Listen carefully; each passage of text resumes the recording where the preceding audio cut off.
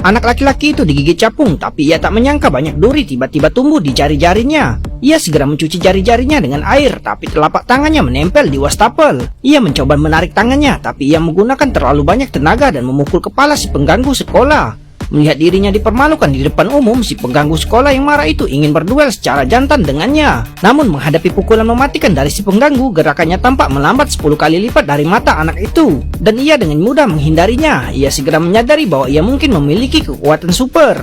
Untuk memverifikasi dugaannya, anak itu menemukan dinding untuk mengujinya. Benar saja, begitu ia meletakkan tangannya di dinding, ia dapat melakukan berbagai gerakan sulit di atasnya. Namun tepat ketika ia merasa beruntung, sebuah klakson tiba-tiba berbunyi dari kejauhan. Ia mengamati dengan seksama dan menemukan seorang nenek menyeberang jalan. Truk yang lepas kendali itu hampir menabraknya. Di saat kritis, ia mendorong nenek itu menjauh. Ia menahan benturan truk dengan kuat. Tak disangka anak itu pun selamat. Setibanya di rumah, ia menceritakan kejadian ini kepada kakeknya dan mengatakan bahwa ia memiliki kekuatan super. Namun kakeknya langsung mengambil pisau dapur dan menusuk perutnya tanpa sepatah kata pun. Tak disangka anak itu selamat, bahkan pisau tajamnya pun bengkok. Namun keesokan harinya, saat anak itu dan neneknya sedang menarik uang, mereka dirampok. Para perampok mencuri jutaan dolar dari bank. Saat hendak melarikan diri, mereka mendapati pintunya terkunci rapat. Anak itu pun takut para perampok akan menyandra mereka, maka ia berinisiatif membuka pintu dan membiarkan para perampok pergi.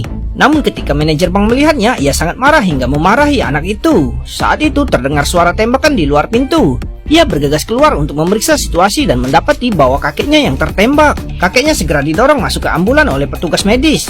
Pada saat yang sama, ilmuwan di sisi lain telah mengembangkan kekuatan super yang dahsyat. Kekuatan itu hanya perlu menyerap jiwa manusia untuk terus berevolusi menjadi monster yang sangat ganas. Ketika asistennya dengan bersemangat melaporkan kepadanya bahwa eksperimennya berhasil, ia tiba-tiba dianggap sebagai mangsa oleh ilmuwan itu. Namun ilmuwan itu masih belum puas. Untuk menyerap lebih banyak saripati, ia menjadikan semua staf di laboratorium sebagai korbannya. Di tengah gelombang kepanikan, semua orang yang hadir menjadi santapan ilmuwan itu. Melihat tubuhnya semakin kuat, ia merasa sangat senang, tapi tanpa diduga tubuhnya tiba-tiba bermutasi. Saat itu sekretaris wanita itu kebetulan masuk ke kantor dan ilmuwan yang kuat itu menangkapnya dan mengisi kembali energinya dalam sekejap mata. Untuk menutupi jejak di tempat kejadian, ia langsung memasukkan sekretaris wanita itu ke dalam berangkas. Melihat beberapa pembunuhan telah terjadi di kota, anak itu berubah menjadi manusia capung dan memutuskan untuk menghukum kejahatan dan menyebarkan kebaikan. Setelah mengetahui bahwa semua itu adalah ulah sang ilmuwan, anak itu segera menemukannya dan memulai perkelahian. Ilmuwan yang marah segera melemparkan bom, tapi bom itu justru menempel pada capung kecil anak itu.